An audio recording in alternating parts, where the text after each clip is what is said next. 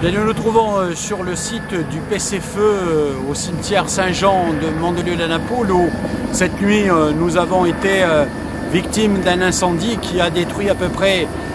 300 à 400 hectares sur la commune, 500 sur les communes périphériques du Talleyrand, des Adrets et de Théoul. Lorsque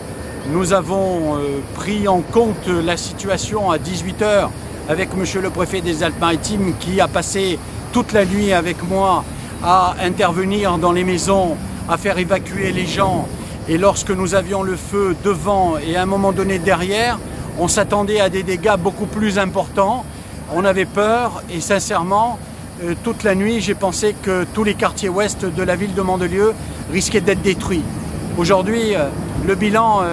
définitif à midi est de à peu près 400 hectares sur Minel, sur Barbossy et sur le Tremblant, ainsi que le chemin des Crêtes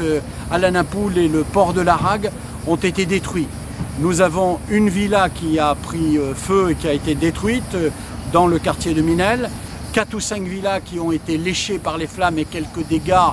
qui sont importants et qui feront l'objet bien sûr d'une déclaration de sinistre puisque la commune va faire l'objet d'une demande de classement en catastrophe naturelle dès aujourd'hui. Il y a à la mairie une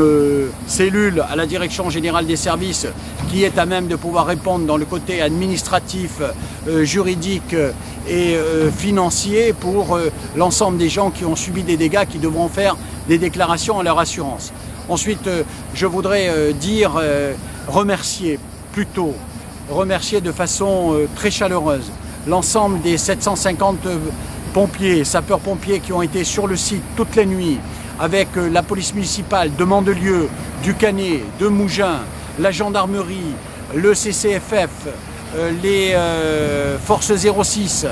la force du département des Alpes-Maritimes et Christian Estrosi qui m'a rejoint vers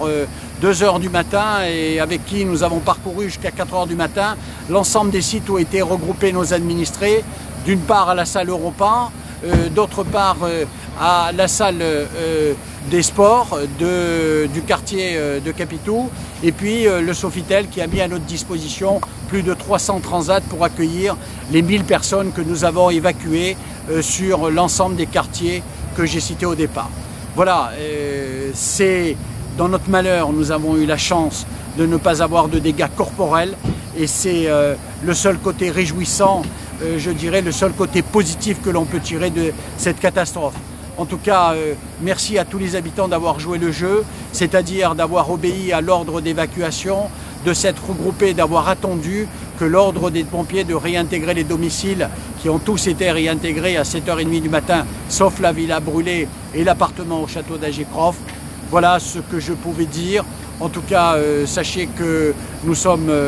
à côté de vous comme nous l'avons été durant toute la nuit, avec tous les élus que je remercie, du groupe majoritaire bien sûr. Tous les élus ont été sur l'ensemble des sites pour accueillir les gens, les réconforter.